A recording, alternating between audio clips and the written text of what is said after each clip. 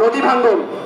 কুড়িগ্রামের ফুলবাড়ীতে সন্ধ্যা 6:30টায় উপজেলার কেন্দ্রীয় শহীদ মিনার চত্বরে জাতীয় নাগরিক পার্টি এনসিপির ফুলবাড়ী উপজেলা শাখার কর্মী ও সর্বসাধারণের সঙ্গে এক মতবিনিময় ও আলোচনা সভা অনুষ্ঠিত হয়েছে। মতবিনিময় সভায় উপজেলা এনসিপির প্রধান সমন্বয়কারী নাজমুল ফেরদৌস লাভলুর সভাপতিত্বে ও ফুলবাড়ী উপজেলা শাখার যুগ্ম সমন্বয়কারী সজীব মিয়ার সঞ্চালনায় সভায় প্রধান অতিথি হিসেবে বক্তব্য রাখেন এনসিপির কেন্দ্রীয় যুগ্ম আহ্বায়ক, রংপুর বিভাগীয় সাংগঠনিক সম্পাদক, কুড়িগ্রাম 2 আসনের সংসদ সদস্য প্রার্থী ডক্টর আতিক মুজাহিদ। এ সময় আরও বক্তব্য রাখেন জেলা এনসিপির প্রধান সমন্বয়কারী মুকুল মিয়া, জেলা এনসিপির যুগ্ম সমন্বয়কারী মাসুম মিয়া ও জুয়েল মিয়া, জেলা শাখার আহ্বায়ক জাহিদ হোসেন সহ অন্যান্যরা।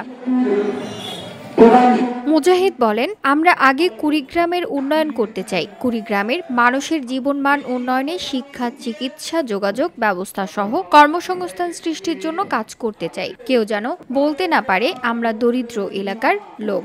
আমরা ত্রাণ চাই না, আমরা কাজ চাই। জনগণের অধিকার নিশ্চিত করতে সকল স্তরের দুর্নীতি আমরা নির্মূল করব। প্রশাসন হবে জনগণের সেবক।